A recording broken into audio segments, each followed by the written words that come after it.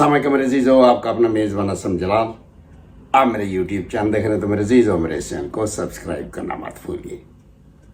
शायद आपको याद हो मेरे अजीज़ों कि एक मर्तबा इब्राहिम समी जो कि बहुत बड़े एंकर हैं, इन्होंने इमरान खान से ये सवाल किया कि ये करप्ट टोला आपको आइंदा वज़ीर आज़म नहीं बनने देगा।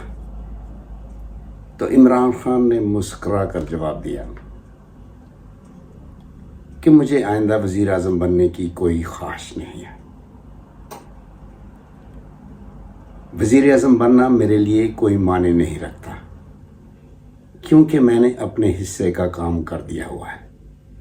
अल्लाह ताला ने मेरी ड्यूटी अपनी पाकिस्तानी कौम को शऊर देने की लगाई थी और मैंने अपना काम कर दिखाया है। फैसला जो है अब हमारी पाकिस्तानी कौम ने करना है कि उन्होंने अपनी ज़िंदगी ग़ुलामी में गुजारनी है या आज़ादाना गुजारनी है। अल्लाह ने मेरी यही ज़िम्मेदारी लगाई थी जिसे मैं निभा चुका हूँ, और मज़ीद कहा कि मुझे अब मज़ीद ज़िंदा रहने की भी कोई ख्वाहिश नहीं है, क्योंकि नमक हराम और बदनस्ल हमेशा अपने मोहसन पर ही हमला करते हैं, जो मैं हर वक्त यही एक्सपेक्ट करता हूँ। मुझे अब जीने की और तमन्ना नहीं है। मेरा जो काम था, जो अल्लाह ताला ने मेरी ड्यूटी लगाई थी, मैंने वो कर दिया है। और फिर इमरान खान ने मज़ीद मुस्कुरा कर कहा कि हम खुद सब ने इस एस्टेब्लिशमेंट को ताकतवर बना रखा है। हालांकि आज तक पब्लिक प्रजा की ताकत के सामने कोई हुक्मरान नहीं ठहर सका। हम खुद बुज़दिल हैं। हमारी पाकिस्तानी कौम बुज़दिल थी, लेकिन अब नहीं रही। अब वो इनका डट कर मुकाबला करेगी और इनको जो ये खुद अपने आप पर जुल्म सह रहे थे, अब ऐसा नहीं करने देगी। और फिर मज़ीद इमरान खान ने मुस्कुरा कर इब्राहिम समी इब्राहिम को जवाब दिया कि अगर हमारा अदालती निज़ाम दुरुस्त होता तो किसी की क्या मजाल थी हमारी मासूम पाकिस्तानी कौम पर जुल्म सितम करते।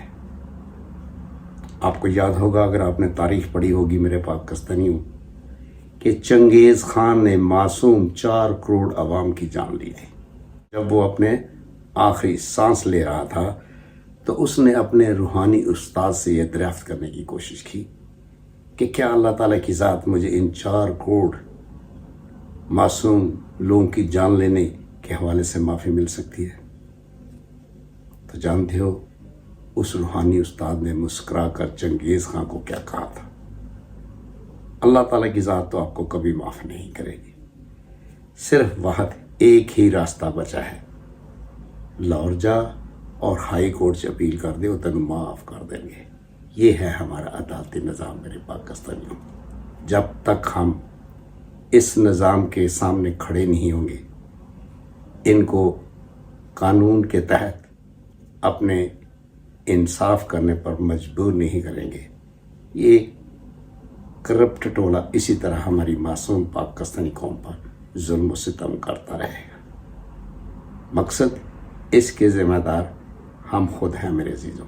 हमारी पाकिस्तानी कौम की बदकिस्मती है कि हमारे चीफ जस्टिस ऑफ पाकिस्तान जनाब फाइज ईसा साहब ने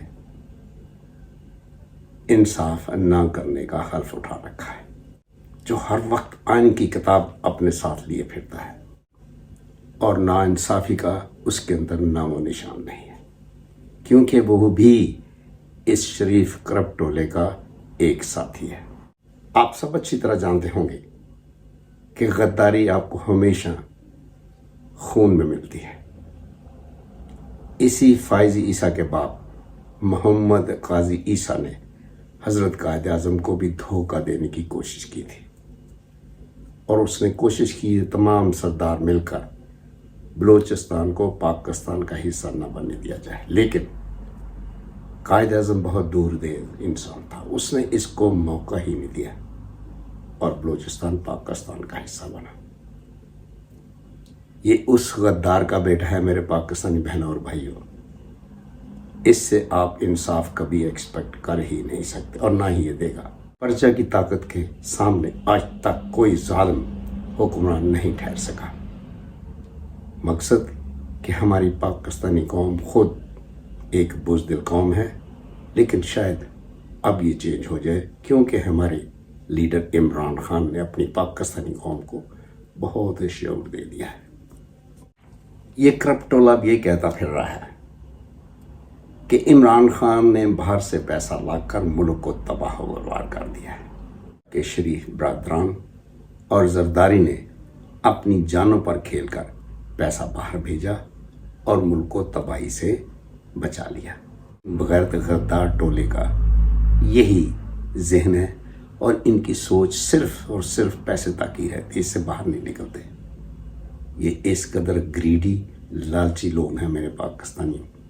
پچھلی ویلاگ میں نے گدھ جو حرام مردار کھاتی ہے اس کی مثال دی تھی، وہ بالکل امپرفیکٹ بیٹھتی ہے۔ میرے عزیزو، جو قوم اپنے حق کے لیے باہر نہیں نکلتی وہ ہمیشہ غلامانہ زندگی ہی بسر کرتی ہے۔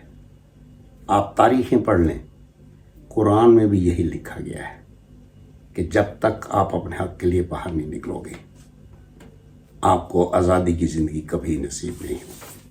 قوم کی تباہ و برباد ہونے کی میرے عزیزو قرآن میں صاف صاف لکھی جا چکی ہے، اور پھر کہا کہ وہ قوم جو اپنے حق کے لیے باہر نہیں نکلتی اس کے ساتھ ہمیشہ یہی سلوک ہوا ہے۔ دوسرے لفظوں میں وہ ان لوگوں کو کبھی معاف نہیں کرے گا، یعنی حقوق العباد جو کسی کا حق مارتے ہیں، کسی کو ناجائز قتل کرتے ہیں، ناجائز ظلم ستانی کرتے ہیں، یہ قرآن میں صاف صاف لکھا جا چکا ہے۔ تو میرے پاکستانی بہنوں اور بھائیوں، اس سے بڑی مثال میں آپ کو اور کیا دوں گا؟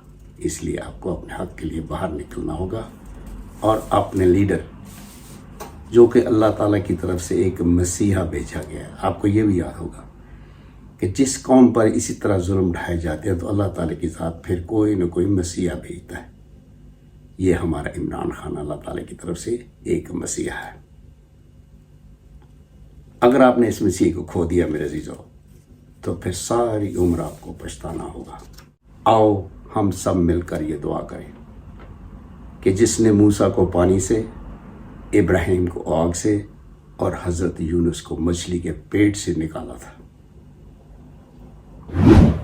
اس رب سے سب مل کر یہ دعا کریں کہ وہ ہمارے کپتان کی جان و مال کی حفاظت کرے۔ آمین ثم آمین۔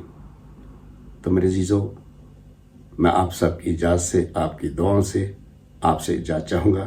انشاءاللہ اگلی ویڈیو تک پھر آپ کے سامنے حاضر ہوں گا۔ عمران خان زندہ باد، پاکستان پائندہ باد۔ بہت بہت شکریہ۔